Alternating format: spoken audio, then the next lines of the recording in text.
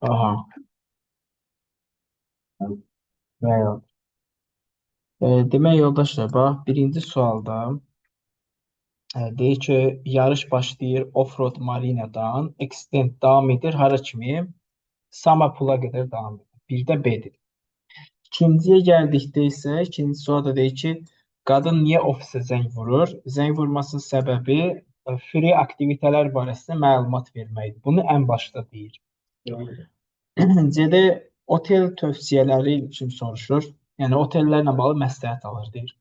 Amma otellə bağlı zəng vurmur. Yəni free aktivitelərlə bağlı məlumat almaq ən başlanğıcda deyil. İsə gəldikdə doğru cavabımız nədir? D variantıdır ki, Charles Worth körpüsü deyir ki, qayıq yarışını izləmək üçün məsləhət olunan yerdir.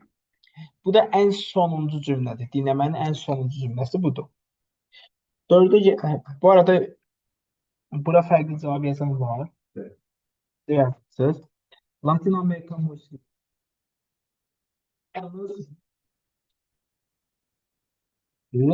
Səhv gün ərzində bilmirsiniz. Yazan var. Mesela bir variantı taşı.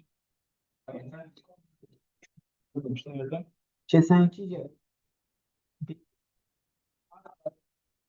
Misafir gün hakkında. Politik hakkında olmasa o kesinlikle tabii. Painting, keramika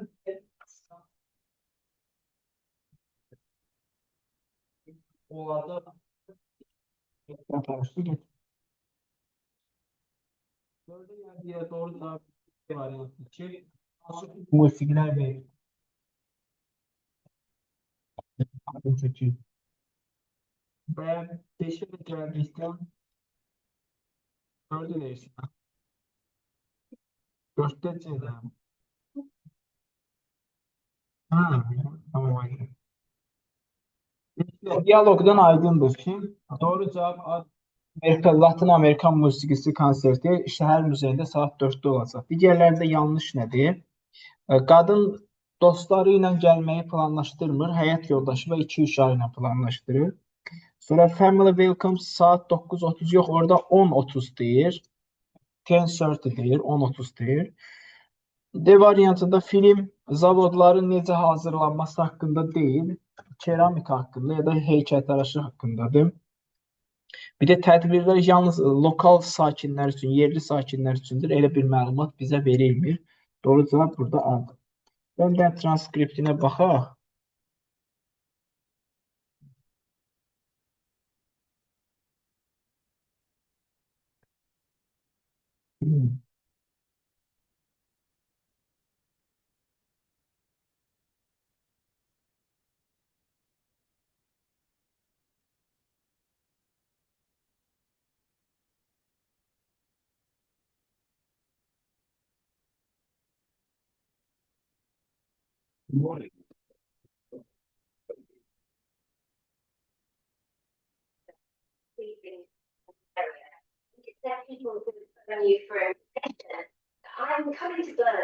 Bu birisi nədir? Yəni post gördüm, freezing yəni pulsuz şeylər barəsində yəni zəng vurmuşam məlumat üçün.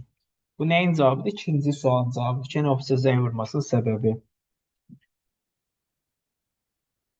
Həyat yoldaşı iki uşaqla getmir, dostları ilə getmir.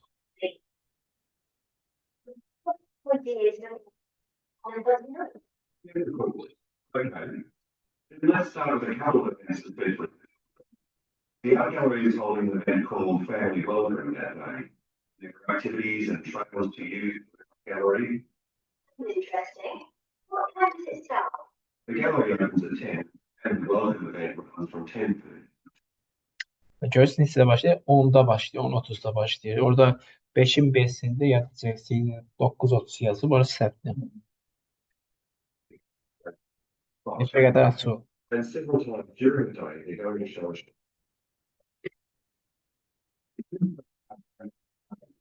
Görürsən, nəyi nümayiş etdi? Keramikanın necə olacağını da nümayiş etdi. Necə yaratıldığını.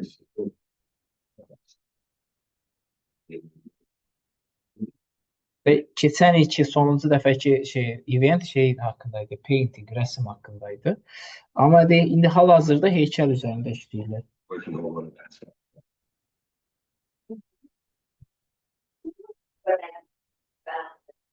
Do you all enjoy listening to music? There are several free concerts taking place at different, one or two in the morning, three at lunchtime, and a couple in the evening. And they range from pop music to American. Bu da dördüncü cavabı. Yəni pop musiqisindən tutmuş Latin Amerikan musiqisinə kimi deyib var. Yəni range orada sıralanmaq mənasında işlənir. Dördüncü cavabıdır. Bəli. Hə, biraz səslənməsi fərqli. Bir neçə dəfə olur.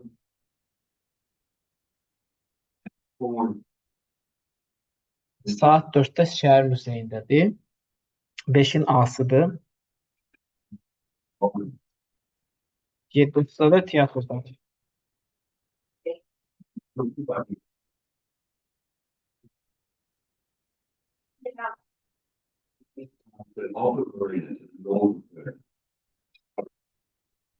Bu birinci cavab ki, Offroad Marinadan başlayır, Summerpool'a qədər davam edir. Bir də yəni cavab Summerpool olur. Və bir də burada şey deyir ki, ən yaxşı yer izləmək üçün Charles Worth körpüsüdür. Baxmayaraq ki, biraz nə olur? Sıxlıq olur. Sıxlıq olmasına baxmayaraq. Bu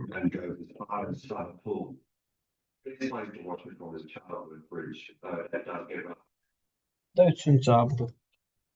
Aydındır. Dinləmə ilə bağlı sualınız var. Ya şimdi cavabları deyim, yoxlayın. Demək 6-da AA, BB, 7 Bakı, 8 Dərbənd, 9 A, 13 5.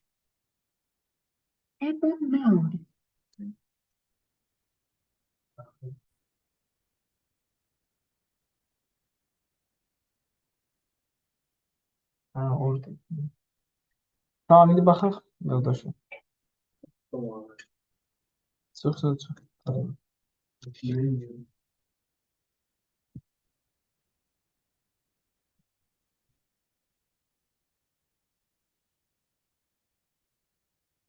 Tamam. Yoldaşlar, indi bir dəqiqə mən bütün sualları izah edəcəm tez-tez. Hamısı aydın olsun.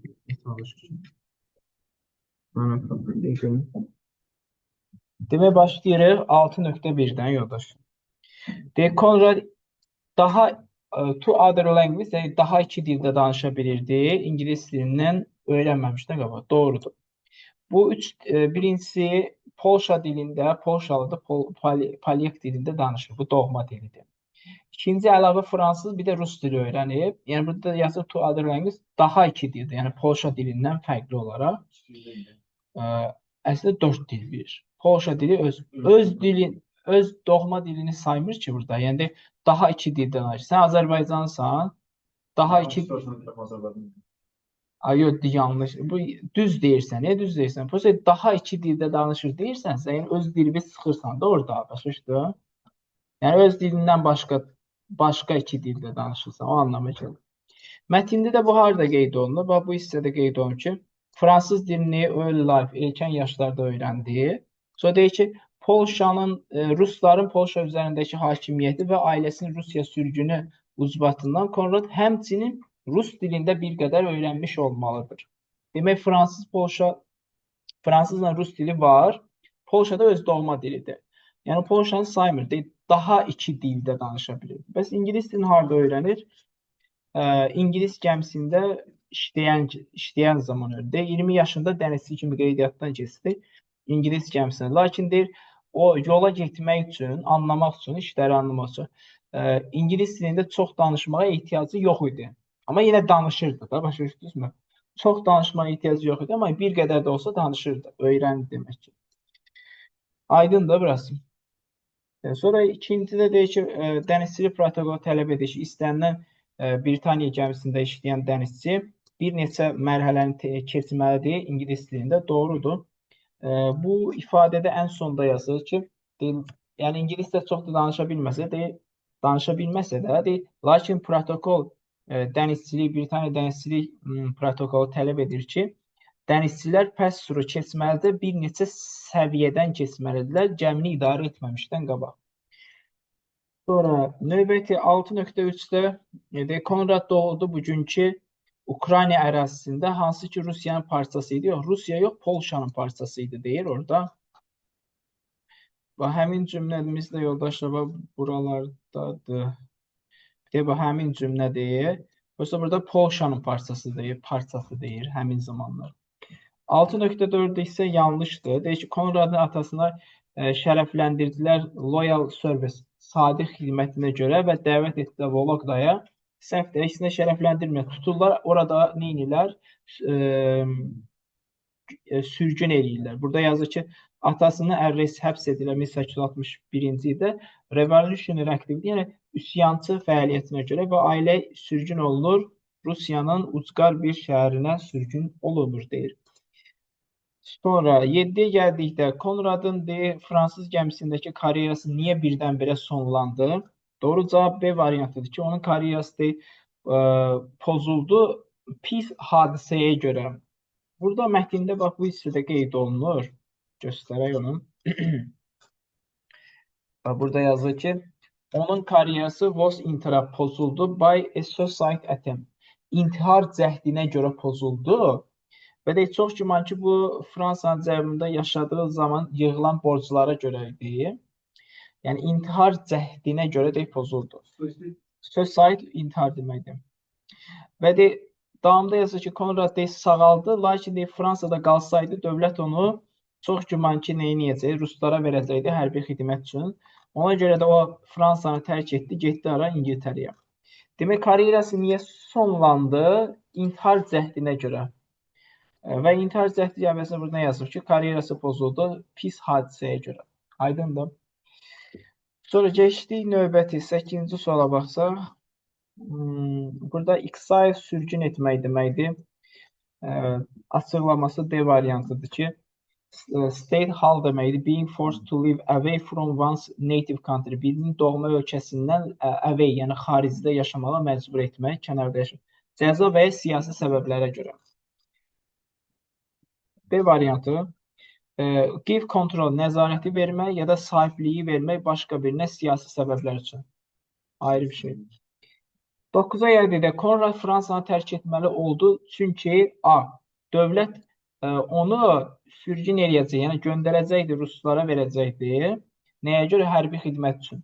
O bu cümlə bayaqlarda oxuduq, həmin hissədə yazılıb ki, baxın burada. İntihar cəhdindən sağalandan sonra sağaldı, lakin əgər o Fransada qalsaydı, dövlət onu verəcəkdi ruslara, nə üçün? Hərbi xidmət üçün. Aydındır. Və burada həmin şeydə A variantında qeyd olunur. Sonra gəldik 10-cu suala baxsaq. Birdə yazır ki, Konradın dənizçilik təcrübələri onun yazı üslubuna necə təsir etdi? Bununla bağlı elə bir cümləmiz yoxdur. Sadəcə bəzən bunu götürən var biri. Bəzən bu biri götürən tələbələr belə bir şeydir. Bəlkə sizdə də belə xətalar olar. Tutaq ki, mətndə writing sözün görüsü deyilsə, yəqin bəlkə cavabı var. Yəni bir şey yəqin cavabı varla götürmür. Cümləni ta ki görənə kimi əmin olmaq lazımdır. Yəni burada mətnin əvvəlində bir abzasda cəmi danışır ki, yazıçılıqdan danışır. O ümumi fikirdir. Amma heç elə bir şey yoxdur. Burada deyir ki, ədəbi karyera birinin doğma dilində əldə etmək olduqca çətindir. Çox az müəllif həyatını pul qazanaraq yazıçılıq vasitəsilə davam etdirə bilir. Doğma dili olmayan birinin ədəbi uğur əldə etməsi isə başqa bir həmin dildə, yəni xarici bir dildə olduqca nadirdir. Yəni məsələn, Konrad nədir? Polşalıdır, amma ingilis dilində əsərlər yazıb. Burada deyir ki, lakin İngilis dilli Konradın romanları göstərir ki, it's not impossible, bu mümkünsüz deyil. Polşalı olsa belə ingilis romanlar yazıb, ingilislə məşhurlaşıb. Amma burada sual verir ki, Konradın dənizçilik təcrübələri onun yazı üslubuna necə təsir etdi? Bununla bağlı cümlə yoxdur şurası. Ondan sonra sadəcə həyat haqqındadır. 2-də deyir ki, neçə il Konrad xidmət etdi Britaniya gəmisində, bu da yoxdur. Sadəcə burada 20 yaşında işə girdiyi var. 20 yaşında dənizçi kimi qeydiyyatdan keçdi Britaniya gəmisində. Amma neçə il orada fəaliyyət göstərdi, yoxdur. Üçün cavabı var. Deyir ki, Konrad deyir, anası nə zaman pəsləvək? Pəsləvək ölmək deməkdir. Anası deyir, xəstəliyə görə nə zaman öldü? 7 yaşı olan zaman. Burada nə zaman bir hadisə baş verdi deyilsə, orada hökman deyil ki, dəqiq tarix olar. Təxmini də versək, daha kim götürür? Bu da versək, öldü. Tuberkuloz şeydir, adı nədir? Vərəmdir. Vərəmdən öldü. Nə zaman öldü? O Venla olan cümlə nə sayılır yoldaşlar? Zaman budağı cümləsi. Zaman budağı cümləsi nə işə yarayır? Hadisənin zamanını göstərir. Onsuz da Konradın 7 yaşı olan zaman. Demək nə zaman öldü? Uşağın 7 yaşı olan zaman. Hökman deyir ki, ili deyəsən. Deyəsən, hə, filan kəsin 7 yaşı olanda anası öldü. Nə zaman? Cavabıdır. Sonra 4-ə gəldikdə Howland deyir, Rusiya Polşa torpaqlarını nə qədər idarə etdiyi, bu yoxdur. Sadəcə idarə etdi yazır. Deyir burada Rusiya idarə edirdi həmin zaman Polşanı. Bu doğum tarixidir Konradın, ona aidiyyət yoxdur. Bu da həbsə atılma tarixidir. Yəni nə qədər idarə etdirilməsi ilə bağlı heç bir şey yoxdur. 5-in amma cavab var. Deyir, Konrad deyir, ünsiyyət qururdu dənizçilərlə, ingiliscə danışma yaxşı, çox danışmasa da necə ünsiyyət qururdu? Bunun cavabı var. Cavabı hardadır yoldaşlar? Bax, bu hissədə qeyd olunur ki, deyir, o ingilis dilində çox danışmağına ehtiyac yox idi. Deyir ki, vessel gəmidir. Gəmidəki digər sıradan dənizçilər, onun kimi sıradan dənizçilər danışırdılar çoxlu müxtəlif dillərdə və təkmilləşdirmişdilər öz şəxsi mix qarışıq dili, özləri üçün qarışıq bir dil təkmilləşdirmişdilər, yaratmışlar ünsiyyət üçün. Demək ki, belə ünsiyyətdə qurulmuşlar. Cavab nədir? 3-5. Keçək ikinci mətnə baxaq. 11.1-i yəqin ki, səhv yazan var, düzdürmü? Elmi araşdırma göstərir ki, mövcuddur genlər, hansı ki, hində mane olmaq deməkdir. Yaşlanma prosesinə mane olur. Bu arada bu hinder sözü sözlərin içində part 4-də var, feillərin içində var. Doğrudur. Bu cümlə hardadır yoldaşlar? Bunu göstərək o cümləni. Deyə bax burada. Yazır ki, araşdırmaçılar deyir ki, sonlardakı abzaslardır. Araşdırmaçılar deyirlər ki, genlər var, hansılar ki, protect people, insanları qoruyur, aging prosesinin effektlərindən, yəni yaşlanma prosesinin təsirlərindən qoruyur. O zaman burada hinder mane olur yaşlanma prosesinə deyə bilərik də, doğrudur. Sonra ikinci, qədim vaxtlarda uzun ömrün izahı belə olurdu ki, yemək vərdişləri və yaşam tərzi ilə izah olunurdu. Bəli, doğrudur bu da. Həmin fikir də hardadır? Belə bu abzasda yuxarıda yazır ki, keçmişdə alimlər baxırdı bir şeylərə, hansı şeylərə? Məsələn, yeməyə, diyet orada, yəni yemək anlamda işlənir ki, yeməyə, həyat tərzinə, nəyi izah etmək üçün? Uzun ömrü izah etmək üçün. Aydındır. Sonra gəldi digər 11.3. Bunu səhv yazan var. Araşdırmaçılar Kalibriyada düşünürlər ki, qadınlar daha çox yaşayırlar kişilərə nəzərən genetik faktorlara görə. Səhvdir. Səhvdir və əlbəttə səhvdir. Və burada düzdür, burada qadınlar daha çox yaşayır kişilər cümləsi var. O sizi aldatmasın. Əvvəlcə o hissəni yuxarıdan oxuyaq. Və burada yazır ki, onlar kimdir? Araşdırmaçılar. Araşdırmaçılar düşünürlər ki, ümumiyyətlə əvvəldən gəlin oxuyaq. Kalabriyada araşdırmaçılar qurdular ailə ağacı, 100 yaşlı insanların ailə ağacını qurdular. Və onlar ailə məlumatlarına baxdılar, 19-cu əsrdən ta bu günə kimi olan ailə məlumatlarına baxdılar. Onlar düşünürlər ki, genetik faktorlar var, hansılar ki, sağlıqlı faydalar verir tuzemen kişilərə sağlıqlı faydalar verir. Amma davamında görə nə yazır? Maraqlısı odur ki, əsasən də Avropada qadınlar daha çox yaşayır kişilərdən.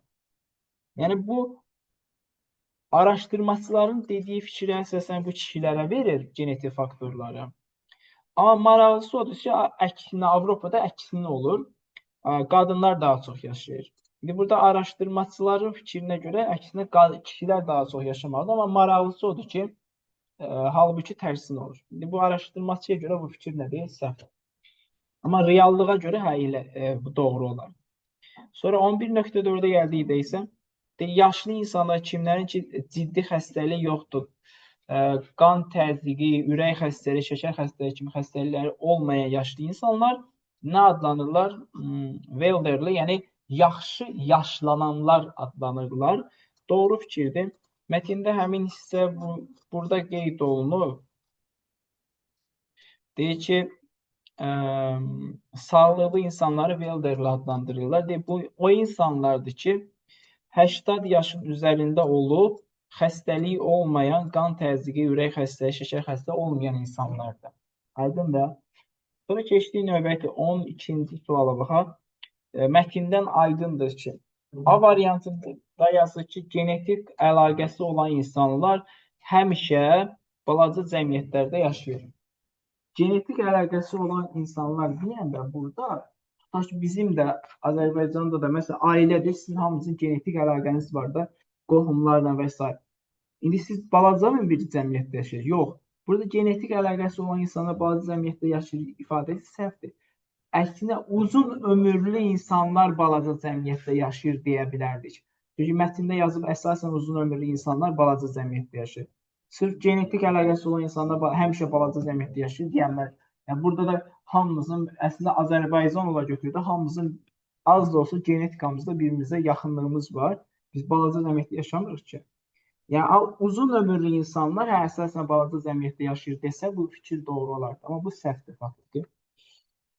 Sonra B variantı doğrudur. Deyir, uzun müddət yaşayan uzun ömürlü insanlar qrupu var Havay adasında. Həmin cümlə mətndə ilə birəbir keçirdi. Baxın. Demək bu hissədə yazır. Bu hissədə yazır ki, başqa bir uzun ömürlü insanlar var Havay adasında. Fikir nədir? Doğrudur. Sonra gəldik C variantına. Deyir, uzun ömür haqqında yeni araşdırma araşdırır yaşlı insanlardakı diseases, xəstəlikləri. Xəstəlikləri araşdırmır. Bu mətndə nədən söhbət? Genetikadan söhbət gedir. Yəni genlər də, yəni uzun ömrə təsir. Xəstəlikləri araşdırmır, genləri araşdırır. Genləri araşdırır desən düz olardı. Sonra deyir, bu balaca şəhərdə 2000 insan var. Onların heç biri 100 yaşın üzərində deyil. Amma 8'i 100 yaşın üzərindədir, deyir orada. Deyir, 2000 insan, deyir, bu 2000 insandan ən azı 8 insan deyir, 100 yaşın üzərindədir, deyir. Amma heç biri deməyimiz nədir? None of whom deməyimiz, yəni yanlışdır. Yerdə də yazır ki, alimlər təklif edir ki, yeganə faktor artıq buradan səhvdir. Uzun ömür üçün yeganə faktor qidalanmadır, genetika deyil, səhvdir. Uzun ömür üçün bir neçə faktor sayılır. Qidalanma, genetika, yaşam tərzi, bir də uğur, şans, uğur da aiddir. Doğru cavabımız B-dir, birə-bir mətndə var. Sonra prevalent şeydir, geniş yayılmış deməkdir. Geniş yayılmış Y olar ki, yəni bir qrupda, bir ərazidə tez-tez tapılan bir şey. Common, yəni tez-tez tapılan bir şey, yəni adi bir şey anlamına gəlir. Bəli, elə də. Sonra növbəti 14-də uzun ömürlə bağlı yaşlı insanların verdiyi usual answer, yəni adi cavab nə olur? Yəni həmişə tipik cavab nə olur? B variantı, hər şey yeyirik, lakin çox şey yemirik. Burada içki variantı sizi çaşdıra bilər. Burada yazır, içmirlər, spirtli içki, yəni alkoqolik içki, yəni spirtli içkidir. Amma nan yazır, burada tərsinə yazır. Yəni spirtsiz içkilər içmirlər. Halbuki, yəni meyvə şirəsi içmirlər, o anlama gəlir. Amma spirtli içkilər içmirlər desəm düzgündür. Orada nan alkoqolik desə, yəni spirti olmayan içkilər içmirlər. Yəni su, meyvə şirəsi içməsin. Səhvdir. B variantı güclü genlər deyil. Bu da yenə yanlışdır. Yəni bu biraz gülməli istəsən, tutaq ki, nənənizdən, babanızdan soruşdun, niyə bu qədər çox yaşayıbsan nənə? O da cavab verir ki, sənə nə? Ya da ki, əslində belə bir cavab verməz ki, abala mənim Z genim var, ona görə çox yaşayıram. Deyir ki, yaxşı yeyirəm, yaxşı qidalanıram, belə bir cavab verirlər də. Düzdür mü adidə? Təbii ki, mətndə də bu qeyd olunub. Yazır ki, deyir, cavab nə olur? Həmişə same, eyni olur. Nədir cavab? Mən deyim meyvə tərəvəz yeyirəm, hər şeydən biraz yeyirəm, siqaret çəkmirəm, alkoqol içmirəm. Aydındır? Cavab bu olur. Day demir ki, filan genim var, ona görə belə yaşayıram. Doğru cavab B. Sonra 15-ə gəldikdə genlər xərçəngə qarşı necə immunitet verir? Bununla bağlı heç məlumat yoxdur. İmmunitet verir deyir, amma xərçəngə qarşı necə immuniteti verir, ora açıqlamır. Biri götürən var idi burada. Götürmüşdüm. Yaxşı, necə immunitet verir? İmmuniteti necə verir? Bax burada. Xərçəng söhbəti buradaydı. Başqa yoxdur. O bir dənə burada. Mətndə bu hissədə qeyd olunur ki, Laron sindromu həmçinin onlara immunitet qazandırır, verir xərçəngə və şəkər xəstəliyinə qarşı. Sual verir ki, genlər xərçəngə qarşı immuniteti necə verir? Burada mən sadəcə deyir ki, Laron sindromu onlara immunitet verir. Laron sindromu, yəni onlarda uzun ömür yaşayan bəzi insanlar qrupu var. Burada oxuyayım, indi baxın. Ölkənin bir ərazisində bir çox insan var, eyni genetikaya sahib bir qrup insan var. Bunlar Laron sindromu adlandırırlar. Bu insanlar boyları 1 metrdən çox olmur. Sonra davamında deyir ki, lakin Laron sindromu onlara xərçəngə qarşı immunitet verir. Yaxşı, indi bu boylarının 1 metrdən olmaması onlara xərçəngə qarşı immunitet verir, qazandırır. Ama sual verir ki, necə qazandır? Genlər onu, immuniteti necə eləyir? Yəni burada düz deyil. O genetika onlara immunitet verir deyil ha. Genetika onlara immunitet verməsi doğrudur. Amma genetika onlara necə verir də, onu necə qazandırır? Onun biyoloji tərəfini soruşur, onun cavabı yoxdur. Sonra ikinciyə gəldikdə hansı metodlar kömək edir Laron sindromunu müalicə etməyə? Belə bir şey yoxdur. Sadəcə Laron sindromunun adını çəkir, amma müalicə etməklə bağlı bir şey yoxdur. Deyir ki, uzun ömür yaşamanın əsas faktorları nədir? Zaten bütün mətn onunla dair. Yəni yeməkdir, həyat tərzidir, genetikadır, bir də uğurdur. Neçə insan Okinawa adasında yaşayır, belə bir məlumat yoxdur. Sadəcə adını çəkir, amma burada deyir ki, başqa yerdə Kalabriya İtaliyanın cənubunda, bir də Yaponiyada Okinawada. Sonra deyir ki, Kalabriyada 2000 insan var, Okinawa adasını demir. Sonra 5-ə gəldikdə hansı yerlər sağlıqlı, yəni uzun ömür yaşayan insanlara görə tanınır? Var. Zaten burada mətndə Kalabriya, Okinawa və s. Havay adaların adları çəkilmişdir. Onun da yerləri göstərir. Cavab 3-5. Bir keçsə 16-cı suala baxaq. 16-cı sualda yoldaşlar, find sözün hər hədə bilirik də, nədir? Find nədir? Tapmaqdır. Keçmişi olur found olur. Mənası nədir? Tapmaq. Bir də var to found. Bu nə deməkdir? Əsasını qoymaq. Keçmişi founded şəklində olur ki, əsasını qoymaq ya da təsis etmək kimi tərcümə edə bilərsiniz. İngilis dilində belə bir birləşməmiz var. To find somebody or something plus adjective. Nə deməkdir bu birləşmə? Bir nümunə yazaq, o üzərindən izah edin. Başlayıram ki, I always find you nice. Gəlin bu tərcüməsinə baxaq. Hərfi tərcüməsi belə alınır ki, mən həmişə sizi gözəl tapıram. Mən həmişə sizi gözəl tapıram. Bu bizim dildə tərcümə sanki oturmur, amma türk dilində oturur. Aysə elədir. Türklərdə bəzən deyirəm, bu gün sizi xoş buldum deyirlər ya da gözəl buldum deyirlər. O həmin şeydir.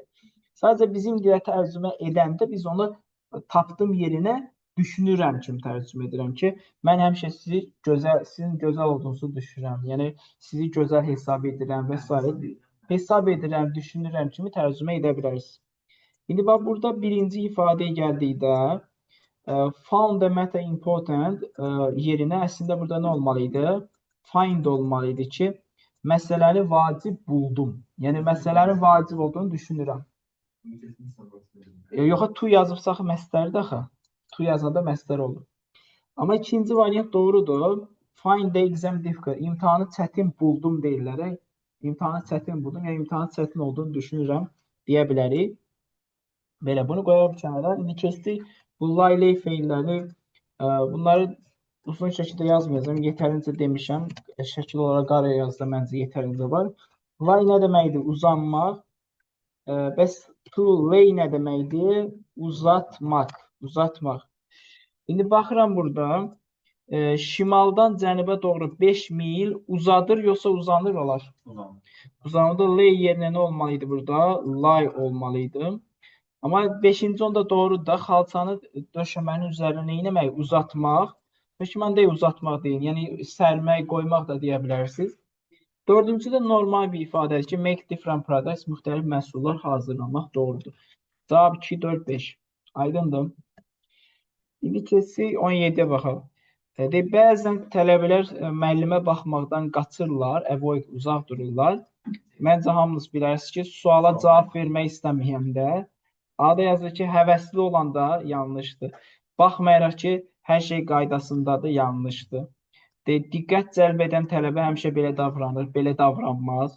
Əgər müəllim tərəfindən təriflənmək istəyirsə belə şey eləməz. Doğru cavab C. Sonra 18, obvious, açıq-aşkar bəlli deməkdir. Bizdən antonim soruşur. Mystery, sirli olacaq. Digər variantda yazır clear, aydın, success, uğur, fate, bəxt, talih. Evident də sübut deməkdir. Yəni sübutlu, yəni aydın, bəlli deməkdir. Sinonim ola bilərdi, amma antonim sizdən soruşur. Açıq, aydın, gizli. Fate, bəxt, talih. Bəxt, talih. İndi 19-a baxsaq, mən bir kişi gördüm. Hansı kişini gördüm? Bu təyin budağı cümləsidir. Buradakı bu cümlə və üstəlik bu cümlə hər ikisi kişi sözünü təyin edir. Fikir verirsək, boşluqdan sonra xəbər gəlib, yoldaşlar.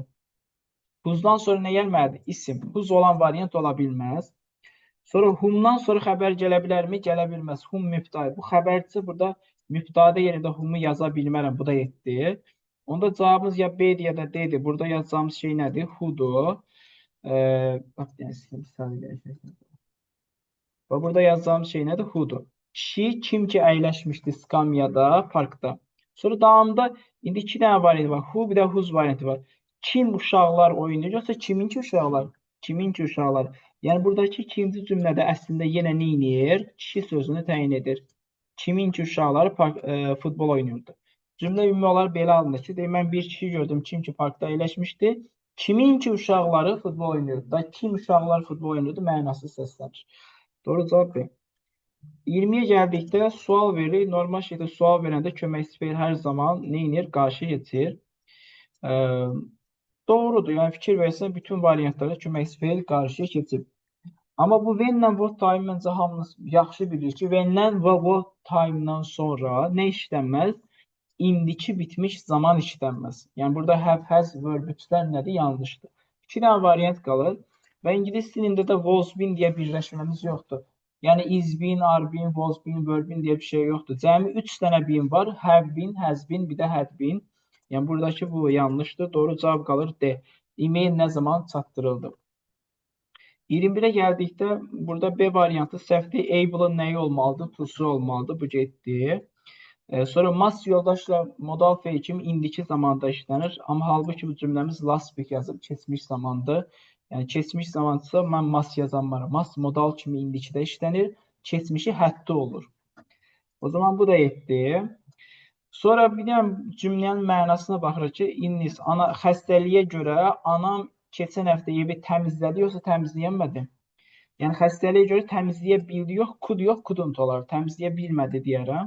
İnkar lazımsa. İnkar da var, D-də var, Y-də var. Xəstəliyə görə anam təmizləyə bilmədi, wasn't able to. Bacım və mən nə etdim? Təmizləmədi, yoxsa təmizlədik? Bacımla mən bütün hər şeyi etməli olduq. Cavab olacaq Y. Yaxşı. Sonra 22-yə gəldikdə passive voice-da olan cümləni seçin deyəndə nə axtaracaqsınız? To be, verb 3. Harda to be, verb 3? Yanaşı işlənirsə məhsul növdür.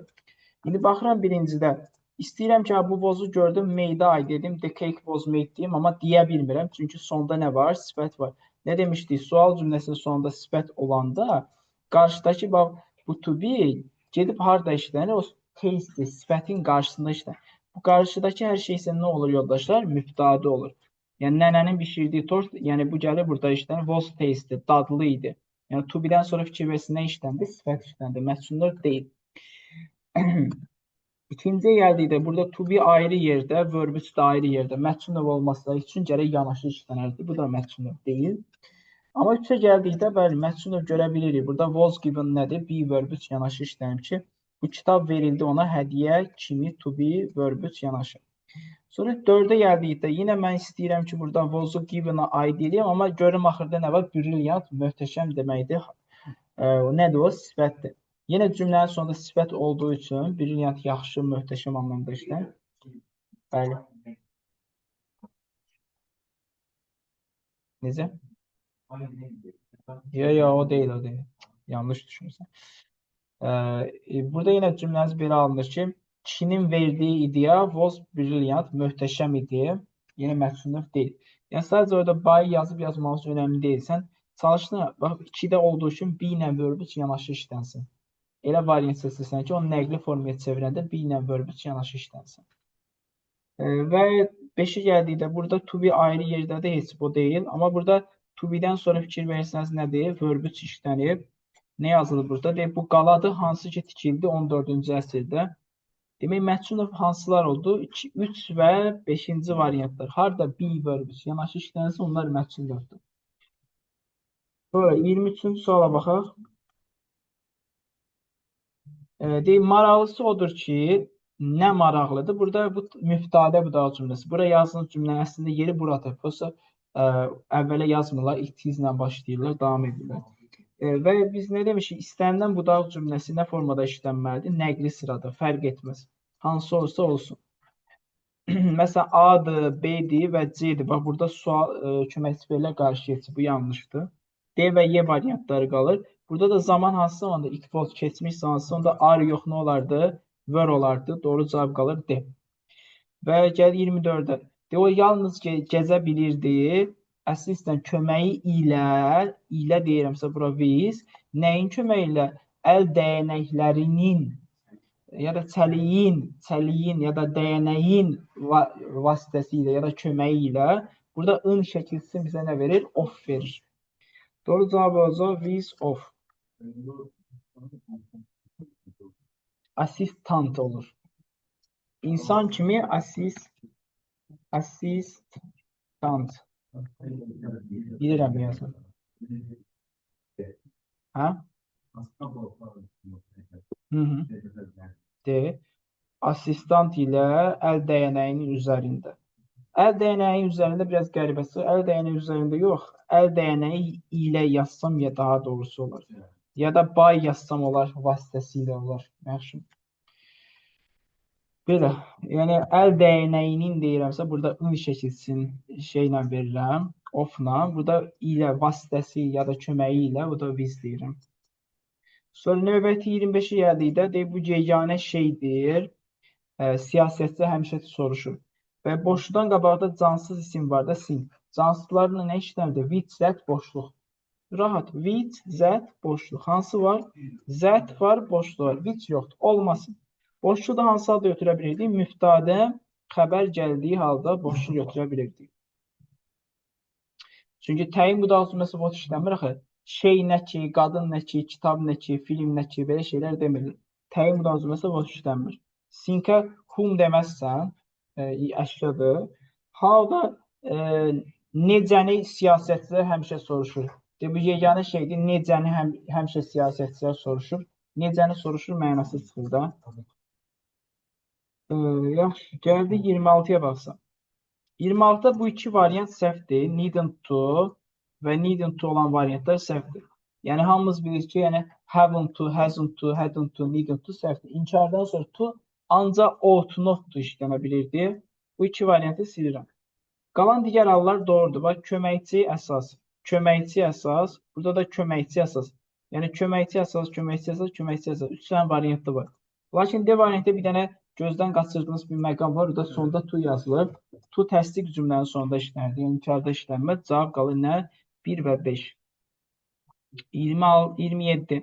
Məscun növdalan cümləni seçin deyə yenə nə axtarsan? Be verb 3. Bax, is used. To be verb 3-dürmü? Bəli, düzdür. Hansı yağ istifadə olunur? Meksika mətbəxində. Doğrudur. İkincidə cümlənin sonunda fikir verirsiniz, taste, dadlı sifət var deyə mən izi da used-a aid edə bilmirəm. Və iz gəlir harda işlənir yoldaşa? Sondakı sifətin taste-ni qabağında işlənir ki, yəni Meksika mətbəxində istifadə olunan yağ is tasty, yəni da deyir dadlıdır. Yəni bu məhsulun deyil. Sonra 3-ə gəldikdə to be buradadır, verb 3 də buradadır. Ayrı-ayrı yerlərdədir. Yəni məhsul olsa yanaşı işlənirdi. Bu deyil. Amma 4-ə istifadə mətbəxi be verb 3-də. Yəni burada növbəti doğru variantımız nədir? 4-cü variantdır. Cavab olur 1, 4, B variantı. 28-ə baxaq. Bu tədqiqatçıdır. Hansı tədqiqatçıdır? Demişdik ki, təyin budağı cümləsində nə işlənməz yoldaşlar? What işlənməz. Tədqiqatçı nə ki deyənməzsiniz. Sonra which heyvanlarla əşyaları təyin edir. Explorer tədqiqatçı insan deyəcəkdir. Yoldaşlar burada bir sual işarəsi qoymuşuq. O sual işarəsini sizdə hansı sözə görə qoymuşuq? İzin qarşıya keçməsinə görə qoymuşuq.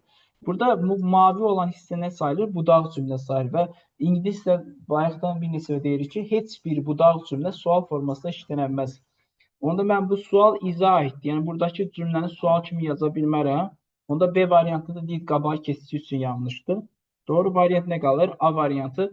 Bu tədqiqatçıdır. Sənin mənə dünən haqqında dediyin tədqiqatçıdır. Və burada fikir versəniz yoldaşlar, müftədə sonra xəbər gəldiyi üçün qabağında nə götürmüşük? Boşluq götürmüşük. Yəni qabağında olan hunu, humu, zəti atmışıq, boşluq götürmüşük. Aydın oldu? Sonra 29-a baxsaq, yoldaşlar, make-dən sonra işlənir, let və make-dən sonra işlənir sadə məsdər.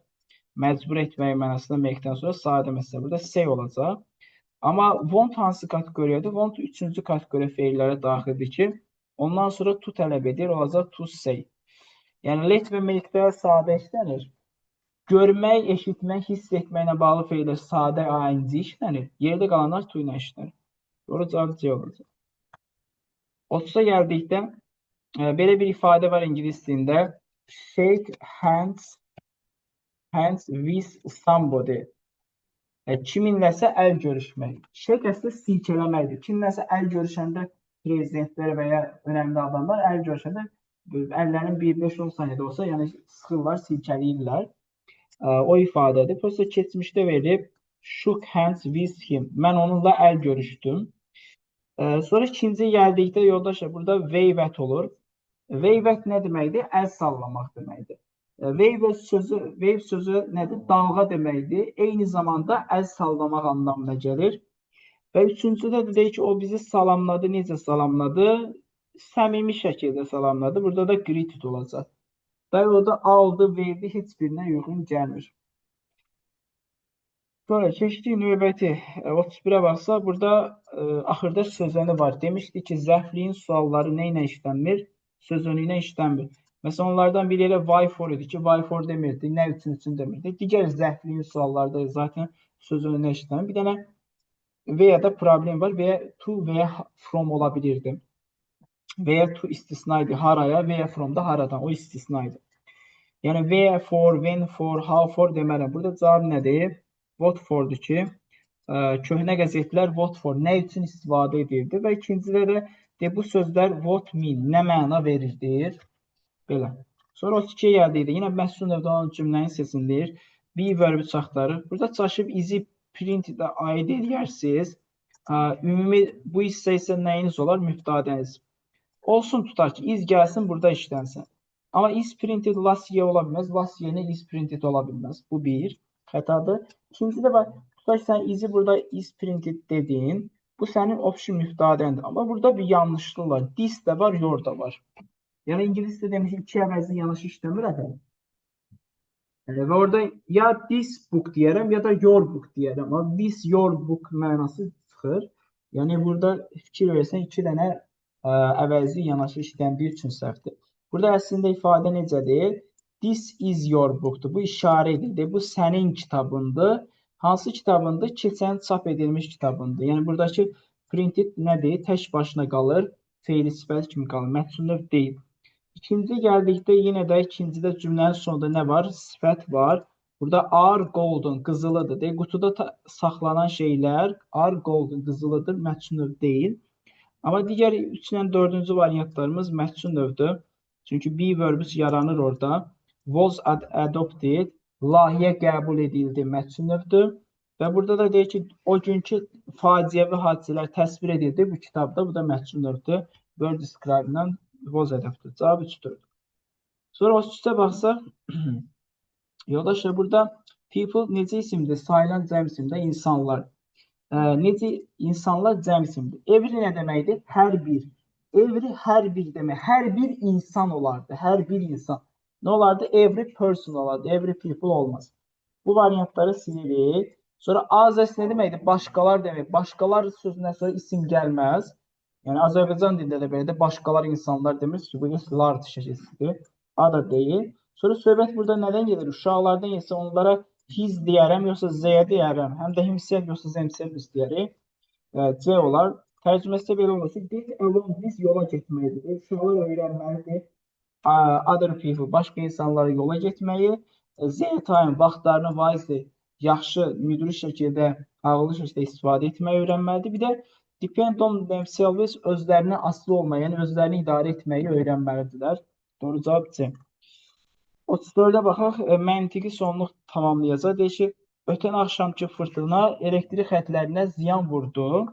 Ona görə də şəhər nə oldu? Elektriksiz qaldı. Cavab 7. Amma digər variantlara yerdikdə, buna baxmayaraq şəhərdə elektrik yox idi. Buna baxmayaraq, burası səhvdir. Şəhərdə elektrik olması düzdür. Amma buna baxmayaraq, buna görə də olar. Orada that by olardı, ya da so olardı. Yəni bu hissəsi səhvdir.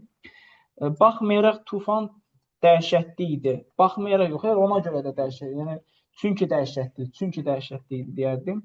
Lakin şəhər qaranlıq oldu. Lakin niyə deyirəm ki, elə ona görə də qaranlıq oldu. Ona görə də sakinlər delightful, sevindilər. Bu da mənasızdır. Cavab Y variantı. Sonra 35-i gəldikdə, hər kəsin səhv etdiyini xatırlayaraq A-da yazıbsan ki, mən onu bağışlamadım. Hər kəsin səhv etdiyini başa düşərək, mən onu bağışladım. Mən onu bağışladım olardı. Hər kəsin səhv etdiyini anlayaraq tələblərimi iddia etdim. Biraz ağır səslənir. Haqlarımı iddia etdim deyir də. Yəni onda biraz kobud səslənir. Adam bilməyək ki, sənin vurub stəkanını yerə sındırıb. Sadəcə hamının səhv etdiyini başa düşərək mən haqqımı tələb etdim. Biraz şey səslənir. Adam bilməyərək edibsə elə bir şey demərəm. Və eyni zamanda D də səhvdir. Yine haqlarımı tələb etdim səhvdir. Y-də yazır ki, I felt dizzy, başım bulandı, beynim bulandı, biraz mənasız səslənir. Doğru cavab nədir?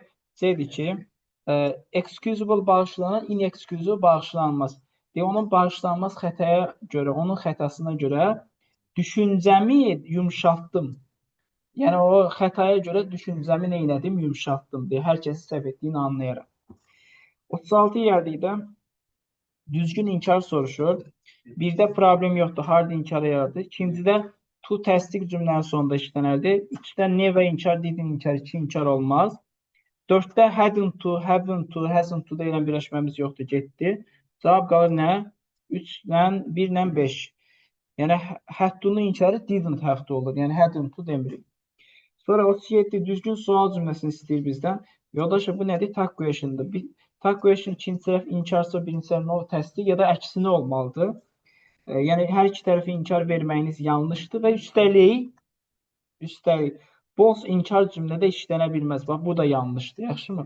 Yəni bu düzgün olması üçün gərək birinci ya da o inkarı silirsən də orada. Birinci cümlə gərək təsdiq olardı ki, düzgün alınsın. Bura təsdiq, bura inkar olsun. Sonra ikinciyə baxsaq, burada sual işarəsi var. Bu sual işarəsi do you remember-yə görədir. Burada yazılan budaq cümlə yoxdur. Budaq cümlə sual formasında işlənə bilməz.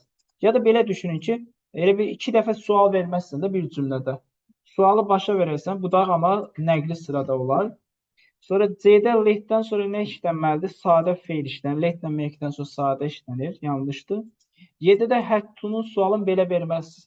Yəni bütün modal feillərin sual və inkarı özləri ilə düzəlir. Yeganə have to-dur ki, sual və inkarın özü düzəltmir. Nə ilə düzəldir? Do, does dinlə have to, has to, had to da bura daxildir. Do, does dinlə sual və inkar verməlisən. Belə ayırıb sual verməniz yanlışdır. Doğru cavabımız qalır. D variantı. Kim soruşur? Qohumları eyni evdə yaşadığını. D. He did yox, he got olsa düz olardı. Did verən ki, keçmişi buna verərdik. Sonra 38-ə baxaq. 38-də yoldaşlar, bu ifadəni keçən dəfə də işləmişdi. In advance bir birləşmədir. Nə deməkdir? Öncədən deməkdir. Aylarla da nə işlənir ingilis dilində? Aylarla da in işlənir. Bu arada yəni saatlarla nə işlənir yoldaşlar? Saatlarla işlənir nə? At. Günlərlə nə işlənir? On.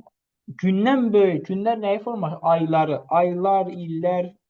Yəni ay, niyə belə eləyir? Ay, il, fəsil, daha uzun periyod, nöqtələr qoyuram. Daha uzun periyodlar isə nə işlə işlənir? İnlə işlənir. Saatlar ət, günlər 10, gündən böyük bütün anlayışlar isə nə ilə işlənir? İnlə işlənir. Doğru cavabımız burada nədir? B variantı. Birdən çaşıb ayın qabağında tarix olsa çaşmayın. Məsələn, avqust deyir, bu indir. Amma avqustun 20-si desəm nədir? 10-dur. Çünki avqustun 20-si günü göstərir. Sonra 39-a baxadı. Selfish nədir? Egoistdir. O egoistdir. O heç zaman düşünmür. Others başqalarını, other people başqa insanları, bir də another one başqa birini. Başqa birini də deyərəm də, yəni başqa birini düşünmür, başqalarını düşünmür. Bəs birinci niyə ola bilməz? Çünki azə tək başına sifətdir. Azə tək başına başqa digər deməkdir. Sifətdir. Yəni bunu işlədə bilmərəm. Azə nədir? Buradakı apostrof nə göstərir? Yiyəlik halı göstərir ki, ondan sonra isim gəlməlidir. O egoist o heç zaman düşünmür. Başqalarının nəyi? Başqalarının sual qalaq cümləyə. Məsələn, burada başqalarının needs yazsam, ehtiyaclarını düşünmür. Hə, ola bilərdi. Ya da başqalarının problemlərini düşünmür. Ola bilərdi. Çünki başqalarının deyirsiniz, yarımçıq qalırdı cümlə. Başqa heç kim deyir, bu another one deyirəm də. Bu başqa heç kim deyir ki, bu apostrof nədir? In şəkilsi. Başqalarının deməkdir. Hə, var, yox. Apostrof olmasa düzülür. Bir də apostrof işləyir ki, orada apostrof silin. Doğru olardı da. Aydındır.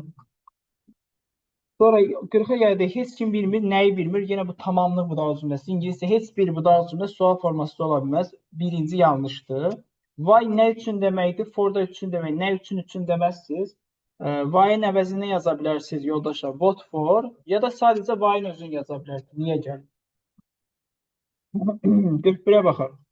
Dünən nümayiş etdirilmiş filmlər həyəcan verici idi. Bu nədir? Talk version'dır. Bura təsdiqsə, bura inkardır.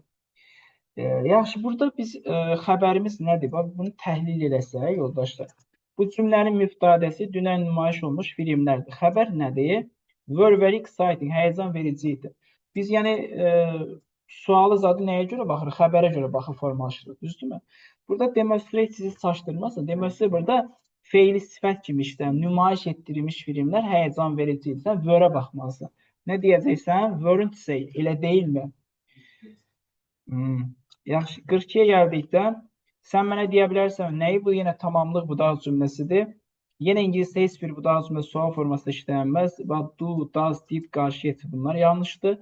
Let-dən sonra yoldaşlar to işlənməz. Let-dən sonra hər zaman sadə məsələr işlənər. Doğru cavab nə qalır? Y variantı. Kim vadar etdi səni yalan danışma. Burada da bu mübtədə olduğu üçün özündən sonra xəbər, sonra da tamamlıq nədir? İşlənib. Deyə bilərsənmi? Kim vadar etdi səni yalan danışma. Bu sual işarəsi də nəyə verilir? Kənə verilir. Burada budaq cümlə sual kimi yazılmaz. Ancaq nəqli sırada olar. Aydın oldu yoldaşlar. Belə, nəsə sualınız olsa təkrar soruşarsınız.